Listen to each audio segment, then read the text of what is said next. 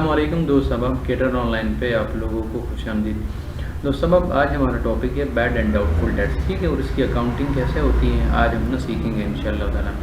अच्छा दोस्त साहब, अब ये सारी जो MCQs है आप लोग लेकर आए हो, आप लोग ना अकाउंट्स की कोई सा भी टेस्ट होता है, ठीक है, PPSC का लेक्चरशिप है, CSS के एग्ज़ाम्स है, NTS है, FPSC है, कुछ भी है, BTS है, कोई सा भी एग्ज़ाम ही इंशाल्लाह ताला आप लोग इस वीडियो को देखेंगे तो आप लोगों को इंशाल्लाह ताला मेरा यकीन है, वादा तो नहीं है, ठीक है, यकीन है इंशाल्लाह ताला कि आप लोग कभी फेल नहीं होंगे। दोस्त साहब, अब शुरू करते हैं आज का लेक्चर। अच्छा, सबसे पहले चीज़ें हमारे पास कहते थे when bad debts are recovered they are, तो याद रखें जब हम लोग बैड डेट्स को रिकवर कर लेते हैं तो हम क्या करते हैं, उसके साथ क्रेडिट करते हैं जी प्रॉफिट एंड लॉस अकाउंट में, क्योंकि आप लोगों को ना बैड डेट्स की एंट्री याद होगी। जब हम लोग किसी चीज़ को बैड डेट्स डिक्लेयर कर लेते हैं जी कि हमारा बैड डेट्स क्या है, तो हम लोग क्या करते हैं, बैड डेट्स एक्सपेंस कर लेते हैं और डेटर्स को जो हमारे रिसीवेबल्स होते हैं उनको क्रेडिट कर लेते हैं, ठीक है। जब बैड डेट्स रिकवर हो जाते हैं तो कैश अकाउंट को डेबिट करते हैं और जो बैड डेट्स हम लोगों ने अपने पास रखा होता है उसको हम लोग क्रेडिट कर लेते हैं, ठीक है। बहुत ही मिनिमल केस होता है, लेकिन बहरहाल बैड डेट्स जब रिकवर हो जाते हैं तो हम क्या करते हैं, उनको क्रेडिट करते हैं प्रॉफिट एंड लॉस अकाउंट में। अच्छा, दूसरा है हमारे पास कहते हैं to reduce provisions amount made for bad debts one should, कहते हैं जी अगर हम प्रोविजंस की अमाउंट को कम करना चाहें तो याद रखें, आपने ना वीडियो देखी होगी जो सारे जो अकाउंट्स के हेड मैंने बनाए थे, ठीक है, मेरे ख्याल में अकाउंटिंग की बिगिनर सीरीज़ में कोई दूसरी तीसरी वीडियो है, उसको ज़रूर देखें कि कौन से अकाउंट हेड का क्या नॉर्मल बैलेंस होता है। याद रखें जो प्रोविजंस होते हैं हम लोग इसको एज ए लाइबिलिटी ट्रीट करते हैं, तो जाहिर सी बात है जब लाइबिलिटी ज़्यादा होती है तो हम लोग इसको क्या करते हैं, क्रेडिट करते हैं। जब लाइबिलिटी कम होगी तो हम क्या करेंगे, इसको डेबिट। इसी तरह हम लोग क्या करेंगे, जब प्रोविजंस को हम लोग रिड्यूस करेंगे, कम करेंगे, तो हम क्या करेंगे, प्रोविजंस अकाउंट को डेबिट कर लेंगे, ठीक है, और प्रॉफिट एंड लॉस अकाउंट को हम लोग क्रेडिट कर लेंगे। जो उसका डी ऑप्शन है वो इसका ठीक है। अच्छा, तीसरा है हमारे पास कहते हैं कि when final accounts are prepared the bad debts account is closed by a transfer to the, कहते हैं जी जब हम लोग फाइनल अकाउंट्स को प्रिपेयर करते हैं तो बैड डेट्स अकाउंट को कहाँ पर ट्रांसफर करते हैं, ये सबको पता है जी। बैड डेट्स कहाँ पे आते हैं, फाइनल अकाउंट्स में डेबिट साइड पे आते हैं, एक्सपेंसेस के हेड में आते हैं, ठीक है। अच्छा, चौथा है हमारे पास कहते हैं provision for bad and doubtful debt is created. हम क्यों क्रिएट करते हैं जी, इसलिए क्रिएट करते हैं कि अगर हमें आने वाले वक्त में कोई बैड डेट्स होता है, यानी कि कोई डेटर्स हमें पैसे नहीं देता है, तो कम से कम हमारे पास प्रोविजंस पड़ी रहे और हमारी अकाउंटिंग की जो बुक्स हैं वो ठीक रहें, ठीक है। तो बी पार्ट इज कहते हैं to provide for possible bad debts, ठीक है। तो हम लोग क्या करते हैं, एक एस्टिमेट कर लेते हैं जी कि मे भी हम लोगों को ये जो डेटर्स हैं ये सस्पिशियस ये पैसे ना दें। अच्छा, फिफ्थ है हमारे पास कहते हैं provisions for bad debts and bad debts are both, कहते हैं जी कहते हैं प्रोविजंस जो हम बैड डेट्स के लिए रखते हैं और खुद बैड डेट्स, इसको हम लोग क्या ट्रीट करते हैं, एज एन एक्सपेंस ट्रीट करते हैं, ठीक है। एक्सपेंस की सारी चीज़ें कहाँ पे जाती हैं, प्रॉफिट एंड लॉस अकाउंट में जाती है। अगर आप लोगों ने BCom किया होगा तो आप लोगों ने ना अक्सर फार्मूले पढ़ते हैं, जो BCom के स्टूडेंट्स हैं वो जब BCom में प्रॉफिट एंड लॉस अकाउंट बनाते हैं, या जो ICom में स्टूडेंट्स हैं उनको ना दो फार्मूले सिखाए जाते हैं, या बानो का फार्मूला होता है या नानो का फार्मूला होता है। तो ये क्या होता है, दरअसल बानो का फार्मूले से क्या मुराद है, B से मुराद बैड डेट्स है, ठीक है, A से मुराद एडिशनल है, N से मुराद न्यू प्रोविजन और O से मुराद ओल्ड प्रोविजन होती हैं।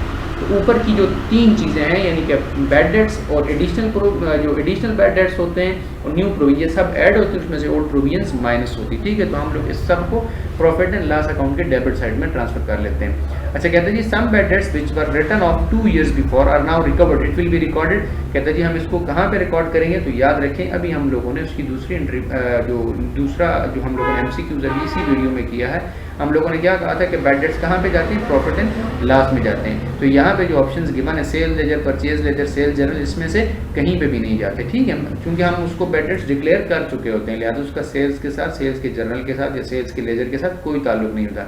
अच्छा, 9th है हमारे पास कहते हैं provision for bad debt is recorded. क्यों रिकॉर्ड करते हैं जी, इसलिए रिकॉर्ड करते हैं कि जी आने वाले वक्तों में अगर हमें कुछ भी होता है, यानी कि हमें कुछ पैसे नहीं मिलते, तो एक एस्टिमेटेड हम लोग एक अमाउंट रख लेते हैं अपने पास, ठीक है। तो इसका C पार्ट है, कहते हैं जी estimate the amount that could turn into bad debts, ठीक है।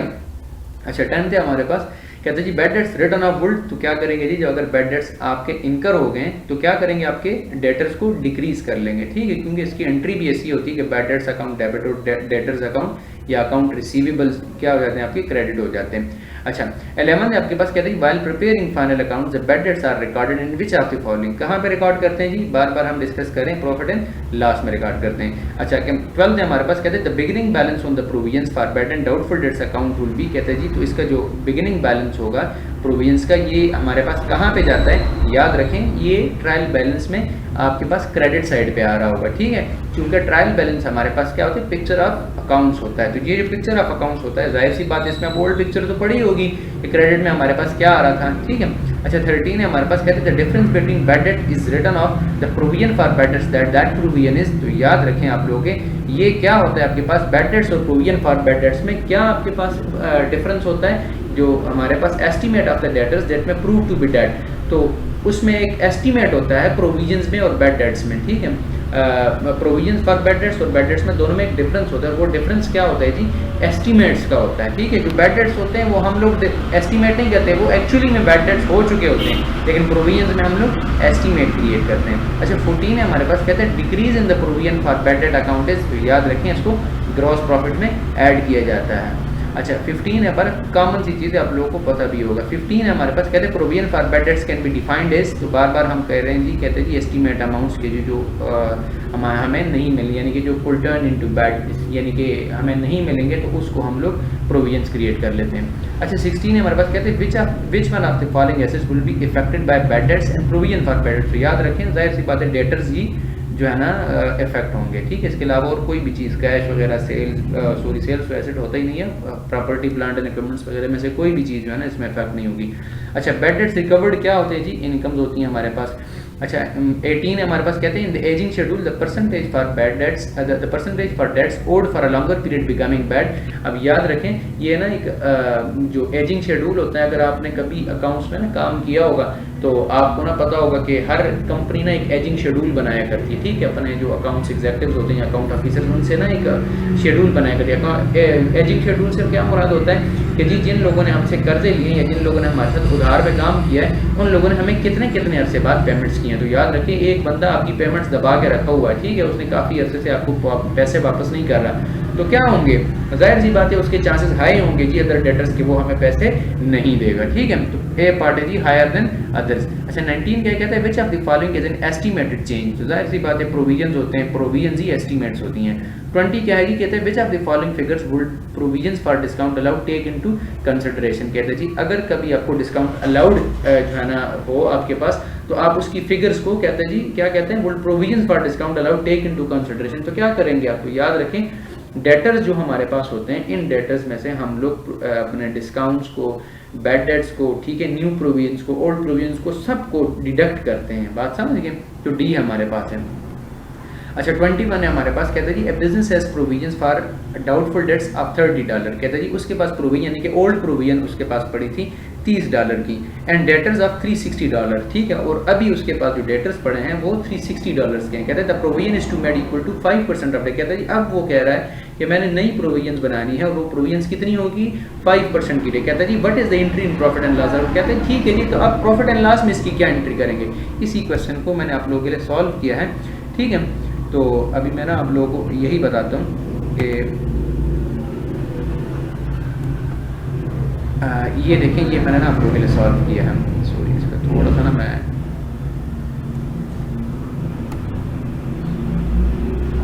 काम कर लेता हूँ ताकि आप लोग ना देख सकें। अच्छा कहता है जी ओल्ड प्रोविजन हमारे पास कितनी पड़ी थी, $30 की पड़ी है। डेटर्स हमारे पास 360 के हैं, न्यू प्रोविजन हम लोगों ने 5% के, तो 360 का 5% आप लेंगे, आपके पास क्या बन जाएगा जी, 18 बन जाएगा, ठीक है। अब हमने प्रोविजंस का अकाउंट क्रिएट करना है। याद रखें प्रोविजंस का नॉर्मल बैलेंस क्या होता है, क्रेडिट होता है, ओपनिंग इसका $30 क्रेडिट में चला जाएगा, ठीक है।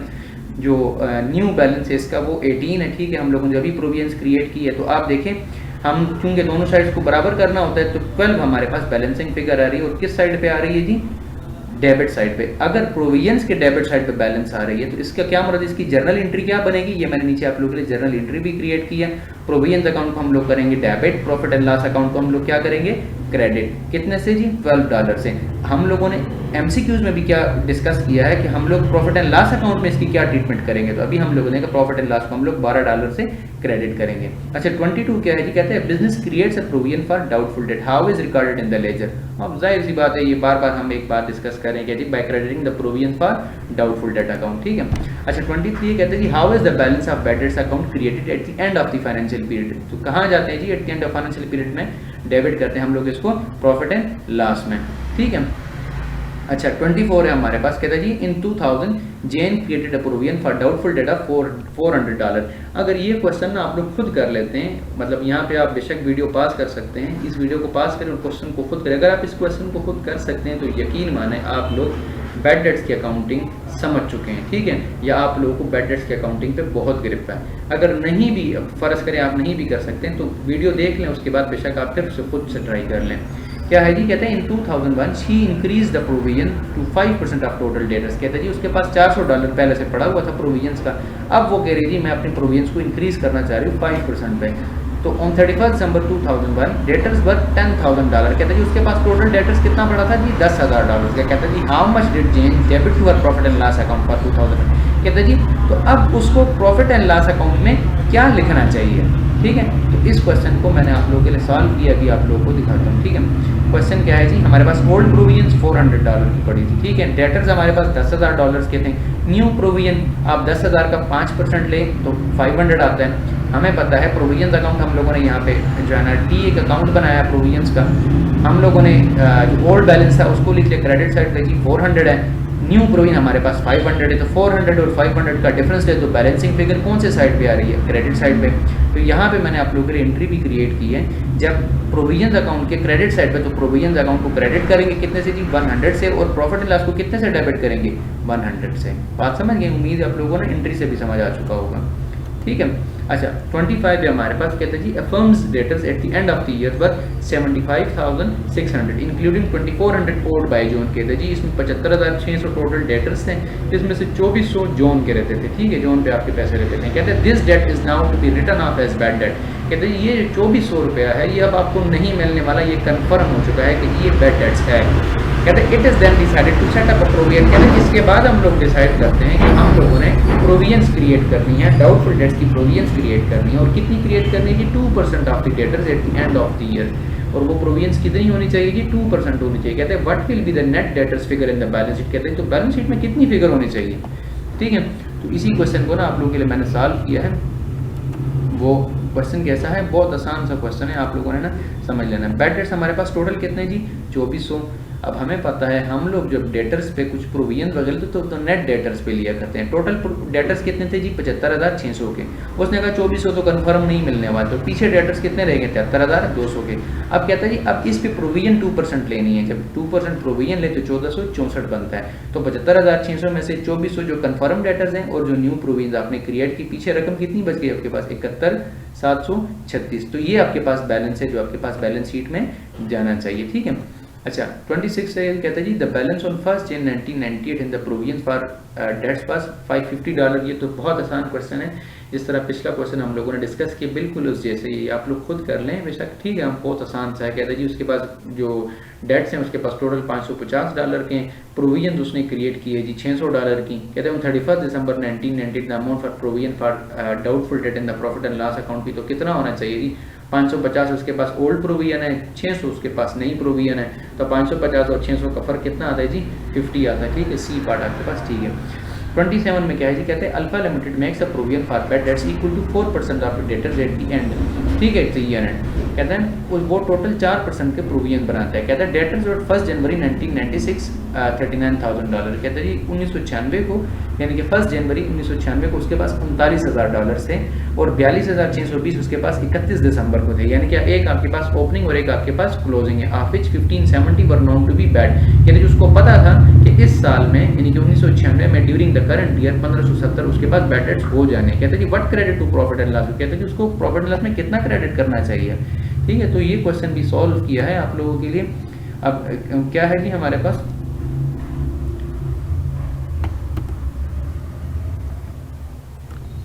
ओल्ड प्रोविजन आपके पास 39,000 का, आप जो है ना 4% ले तो आपके पास ओल्ड प्रोविजन आ जाएगी, जो कि आपके पास 1 जनवरी 1996 को पड़ी थी। तो 4% उसका ले आपके पास 1560 आता है, ठीक है। डेटर्स आपके पास कितने हैं जो जितने डेटर्स हैं आपके पास एक्चुअली जो उसने बताया थे कि इस साल में हमारे पास 42,620 है, इसमें से जो कंफर्म नहीं मिलने वाले बैड डेट्स हो चुके हैं वो 1570 है। ये माइनस करें तो आपके पास कितना बनता है, 41,050 बनता है। इसका प्रोविजन ले 4% तो आपके पास 1642 आता है। तो बैड डेट्स आपके पास कितने हैं जी, 1570 जो इस साल के हैं। तो प्रोविजंस का एक अकाउंट बना है, 1560 आपके पास जो ओल्ड है आपके पास वो क्रेडिट साइड पे आ जाएंगे। ओपनिंग आपके पास जो क्लोजिंग है इस साल के जो है आपके पास 1642 जो न्यू प्रोविजन है वो आपके पास डेबिट साइड पे, इन दोनों का डिफरेंस है तो आपके पास 82 आता है। तो टोटल 82 आप लोगों ने इस साल में जो है ना जो प्रोविजन है वो उसको लेना है। अच्छा 28 क्या है जी, कहते हैं 1 January debtors were $12,000 and provision for bad debts was 6%। On 31 December debtors were 13,000 and provision was 5%। तो आसान सा क्वेश्चन है जी,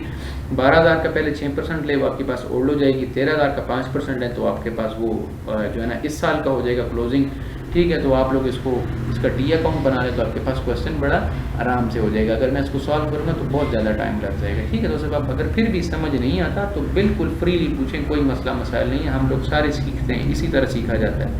अच्छा 29 क्या है, trial balance shows provision for bad dates $140। ठीक है, कहते हैं जी उसके पास जो ट्रायल बैलेंस में शो हो रहा था, हम लोगों ने अभी क्या पढ़ा है कि जब ट्रायल बैलेंस में आपके पास एक रकम शो हो, इससे मुराद क्या है कि वो आपके पास ओल्ड है, वो $140 आपके पास शो हो रहे हैं। ठीक है, कहते हैं डेटर्स हमारे पास इस साल के 6800 हैं। कहते हैं it is required to maintain the provision at 2.5% of debtors. कहते हैं जी हमें चाहिए कि हम लोग अपने डेटर्स की जो प्रोविजन है वो 2.5% पर रखें। कहते हैं जी तो क्या करना चाहिए, हम लोग कितना रखना चाहिए। तो इस क्वेश्चन को ना सॉल्व किया है। ओल्ड प्रोविजन हमारे पास कितनी है जी, 140 है। डेटर्स आपके पास 6,800 है।